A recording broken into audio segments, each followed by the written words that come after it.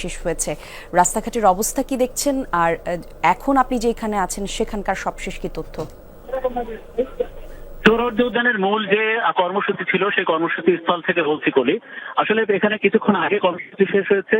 এখান থেকে কর্মসূচি থেকে একটা ঘোষণাপত্র পাঠ হয়, যেটা পাঠ করেন আমার দেশ সম্পাদক মাহমুদুর রহমান।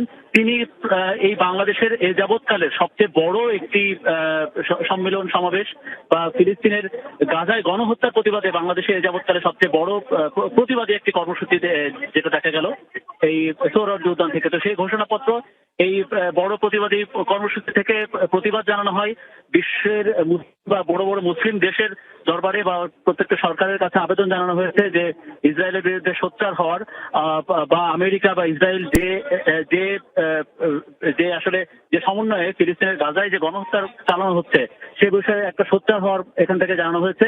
এবং মোট ঘণ্টাখানিকের একটা কর্মসূচি ছিল, যে কর্মসূচিতে আসলে বিএনপির কেন্দ্রীয় নেতারা অংশ নেন, এছাড়া জামাত ইসলামের কেন্দ্রীয় নেতারা অংশ নেন, এই সহ ইসলামী আন্দোলন সহ অন্যান্য ইসলামী দল, বাংলাদেশের যতগুলো রাজনৈতিক দল আছে সব রাজনৈতিক দলের কেন্দ্রীয় নেতারা এখানে অংশ নিয়েছিলেন। প্রত্যেকের কণ্ঠে আসলে গাজার গণহত্যার প্রতিবাদ ছিল। এবং এই গাজার গণহত্যার প্রতিবাদের এই যে কর্মসূচি সোহরাওয়ার্দী উদ্যানের যে সভা, সেটা শেষ হয়েছে মার্চ ফর গাজা। এরপরে এই এখন একটি র্যালি শুরু হয়েছে এখান থেকে। তারপরেও এখনো যে প্রায় যেটা ধারণা করা হচ্ছে যে প্রায় 10 লাখের মতো মানুষ সোহরাওয়ার্দী উদ্যান বা এবং তার আশপাশের এলাকায় অবস্থান নিয়েছিলেন আজকের এই মার্চ ফর গাজা এই কর্মসূচিতে। এখন তারপরে সোহরাওয়ার্দী উদ্যানে এখনো অসংখ্য মানুষ